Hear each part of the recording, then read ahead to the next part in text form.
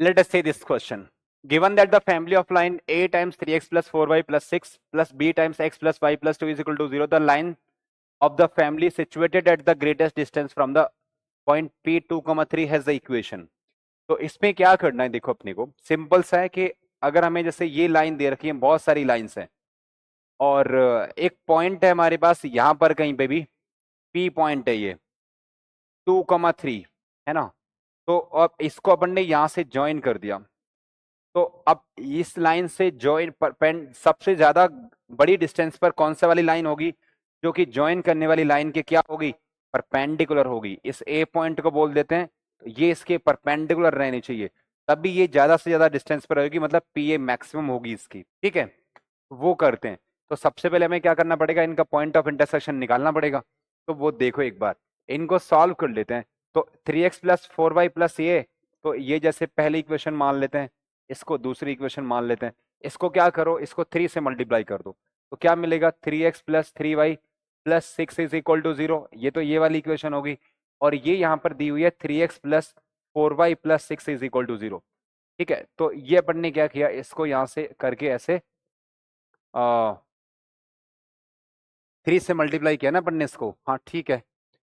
तो 3 से जब मल्टीप्लाई किया अपन ने, तो यहाँ पे क्या मिला अपने को, 3x plus 3y plus 6 is equal to 3x plus 4y plus 6 is equal to 0। तो किया, तो ये भी कट गया, ये भी कट गया, तो y की वैल्यू हमारे पास 0 आ गई। यहाँ से y की वैल्यू कितनी आ गई, 0। अब y की वैल्यू 0 किसी में भी रख दो, जैसे यहाँ पे 0 रख दिया, तो x plus 0 plus 2 is equal to कितना आ गया, 0। तो x की वैल्यू कितनी आ गई, 2 आ गई। तो जो a पॉइंट था हमारे पास, वो हमारे पास आ गया 2, 0, ये पॉइंट आ गया। ठीक, a, 2, 0 आ गया। तो अब हम यहाँ पे जैसे एम निकालना चाहें, स्लोप निकालना चाहें एपी लाइन का, तो वो कैसे निकालेंगे, देखो ना, y2 माइनस, अब ये पॉइंट हमारे पास आ गया, क्या पॉइंट है वो, 2, 0 है ना। तो इसका स्लोप निकालना है, तो 3 minus 0, y2 minus y1, x2 minus x1, तो 2 माइनस 2, ये तो इनफाइनाइट आ रहा है, 1/0, ये स्लोप आ रहा है। इसका मतलब क्या हो गया, इसकी जो इक्वेशन है,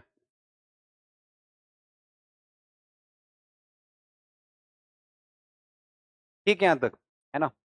तो अगर यहाँ पे इस तरीके से ये आ रहा है, तो इसका स्लोप कितना आ रहा है, अभी यहाँ पे इनफाइनाइट आ रहा है, y माइनस 2, 0 हमारे पास वहां पे पॉइंट आ रहा है। ओके, और जिसका स्लोप हमने देखा निकाल के अभी, और उसको सॉल्व करके अपन इजिली क्या कर सकते हैं, बस हमें इक्वेशन ऑफ लाइन चाहिए। ठीक है ना, तो इक्वेशन ऑफ लाइन जैसे आ जाएगा हमारा, वही हमारा उनमें से एक आंसर होगा। तो जैसे अपन ने यहाँ पे किया, तो यहाँ पे ये -2 आ जाएगा, कितना आएगा, -2। तो ये पॉइंट हमारा क्या बनेगा, -2, 0। ठीक है, y2 minus y1 upon x2 minus x1, तो ये हमारा कितना हो जाएगा, दिया जाएगा 3/4 आएगा, सॉरी कितना आएगा, 3/4। अब ये तो इसका स्लोप आ गया। अब परपेंडिकुलर लाइन का, जैसे ये हमारे पास मान के चलो ये ए है, तो हमें ए बी लाइन का स्लोप निकालना है ना।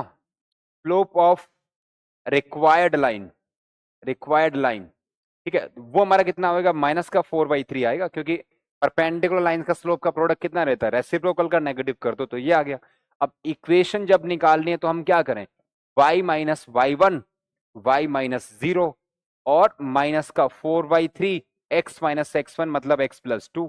तो ये कितना आ जाएगा, यहां से देखो, 3y is equal to -4x minus 8, यानी 4x plus 3y, 4x plus 3y plus 8 is equal to 0, 4x plus 3y plus 8 is equal to 0, यानी कि A option will be the correct answer.